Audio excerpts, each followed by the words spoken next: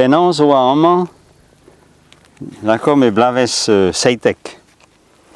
En istor a zo jarlet an den dro deus ar brezel, gwaz yaouank deus ar vro amañ, a zo bet toulet e lagad deha, a tenet e lagad e brezel pevarzek, hag trouhet e har huta, hag e en dro, en dous en doa, diel e an, diel a zo, Gabriel evit ar merc'hed amañ, diel, diel, a biel evit ar botret, a diel evit ar merc'hed, ya, hag e teu e amañ da bourmen gatin e ar ar brezel, setu, a vecho eze al Charles, quoi, Charles, da an ost, dre neach ar parez koz tremenar, kre ar cham, keruzal, raglan, landevenek, amañ me landevenek, e bio da iliskoz e tremene, an iliskoz.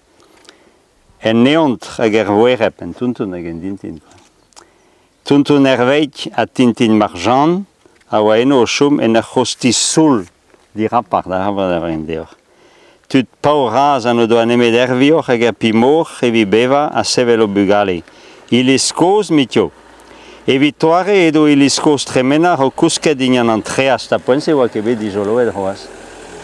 Konfuntet eo a bet gwechal goz gad ar mor braz, a blamour da dri hanfart, hag o doa laket ar persoun dal, da vadezi chas. Na pet kwech war nugen en doa jarl klevet ar vochen se digant tintin marjan.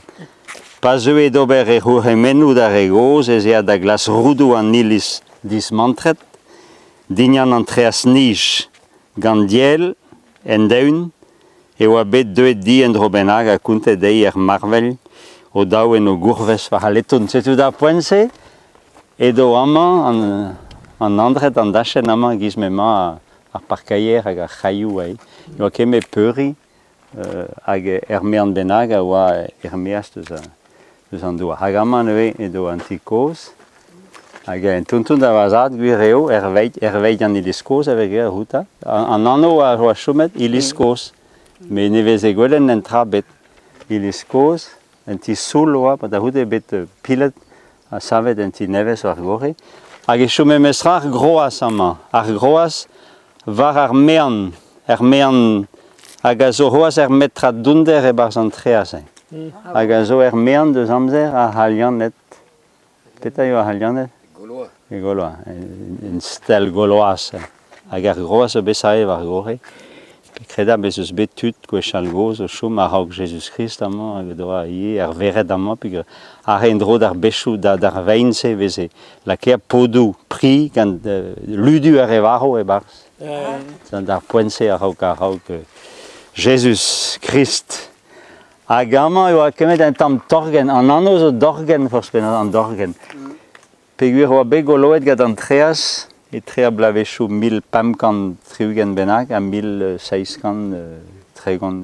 Blavez 1600 nao a varnugen e oa echu amañ an dud zo e a kuit da an ilis a da chapel. Me d'abord de vet iman traoù. Hag da houdeze o bet chomet e mosse e goloet gant an treas. A da houde po bet e anet an treas a zon war a vro. A hem an naout an naouen en tual hag a rev blanche. Tost a vala. E deud an dud en dro da jo, même eus en tad koz you. A zo bedeat da jom d'an drenek, chen plavenek, da poenchou ze, pegur eo ket da zouar ket da labourat amañ, goloet oa gant an tread. A da houde pe bet ar anet, mandreiz on e gavet e santek e pe bler, santek hag an dosen a tout, pete kastel, hag en tual bete kongleon ke jamant. Hag penaos in deud en dro, da labourat douar, da lavaret eo kas an dro, an treas da parkaier d'an naout, kad a c'hiri. Hag amañ deus ket labouret peogwir eo a mein dignan, setu eo chomet en tamm torgen, evit kas ar zaout a buri pet ar malakad ar bijin da zerha. Mod an dre eo kret an dorgen o bouta. Setu deo me bars ma kerod, setu amañ eo a en ti koz, quoi. A poense hag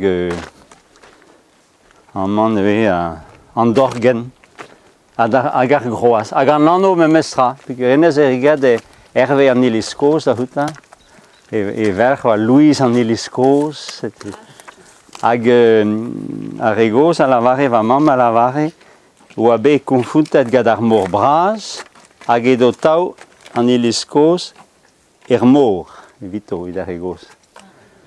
Ken oa bet kavet en dro amañ a pez a velin bremei, peogwir ar perc'hen amañ, en oa c'hant da zevel lentinevez amañ, war an dachen, hag en deus digaset tud neuze an tourter braz da doula d'ober ar fund da tinevez hag en pilet kwezet war ar bechou ar verret, hag ar mogerioù an iliz hag en deus. Da poent se bet eanet, a labourioù prenet gant an tiker an tam douar, da houde kempennet an tam ilian.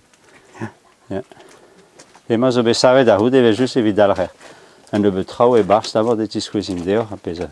Pa zo bet tenet ar an iliz da la kadai, ar chapel. Iliz oa, hein. Et tu.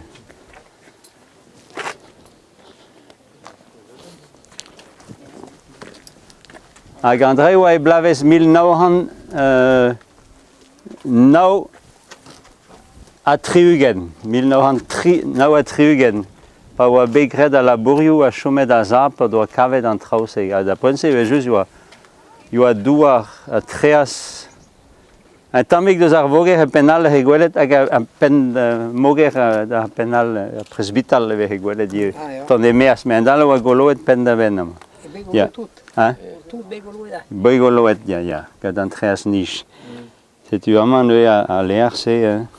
Ar mean ket tiek, se mem a savet tout da André da poent se. Kizelet eo bet ar mean ma e dou gamzer an nouarn. Voilà, hag an nanter chonj emeus peogwir... medicine a yoa e Brest an docteur Philippe hag en doa pratikou amañ war dro plougerne hag e plijede an traoù koz e do klaskier baz an aberrach a roudou da erge ar gos ke ar tolant. A zo bet en tammig is ke ar riz sanset a zo bet goloet ie gant ar mor, ar mor hag ustum sevel. Ah ba oe 10.000 vloaz. Hag l'er chenou e vez kavet traoù dignan ar mor a daou. Hag enez neuze pan oa klevet anno amañ e oa deud ie da duriad an treas, da glask muor, pigur a tourter en oa dijoloet en ebeut bechou e mose hag en tamm moger. Me oa da poent se blavez kenta o teskit avant da medicine hag e am medicine Philips en doa klevet anno de war fet ni oa chom e San Laurence ki chen ar chapel laoun. Le am bet savet, hag e moa kempennet er voger gos, pe vam bazad oa en tammig maçonner, setin da desket din labouret da tammig maçonniach. Hag oa deud da houlen o hozing, hag da houde tu en amañ da zador na da zul gata, da duriat an traoù, da denna an treas, da zispaka, da zigelei a mogerioù. Hag tu etud yaouangal, da houde ze pont bet anvet en tiker blavez tri a pevaruget, emeus laket ober a labourioù evit. Kempennet traoù hag a zo bet at kempennet bremañ a baoe c'hoaz. Setu amañ eue, amañ edo me iliz parez tremenach. Tremenach e lavar an dud, me gochal vez eskrivet tremenech. Menech e ouz ar petra eo, er manach, voilà. Menech mer a ini, quoi. Tre, an tre, en dre, tre. Ya, hag amañ oa gir koz mar vat, kosor pigur e pen kenta tre a oa ie leer.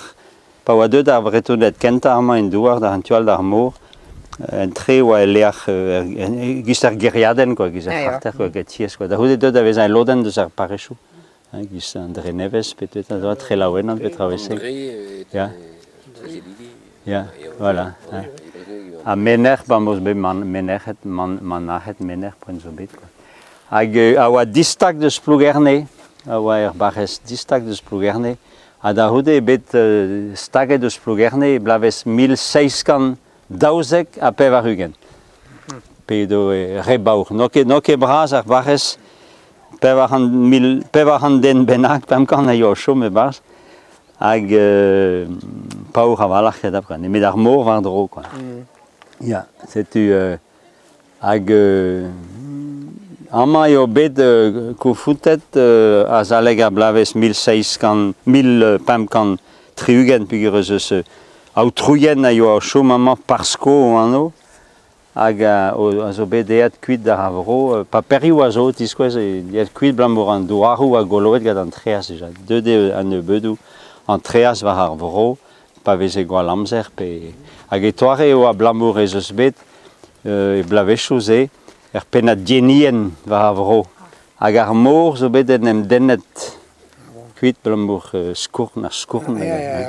Setu da poense yo gad an navel an treas, a zo deud war ar vro gad an navelioù an treas niche, a zo deud da holo tolet war an douarou. A chom e pell e pad daour an vloaz da nebeut. Ya.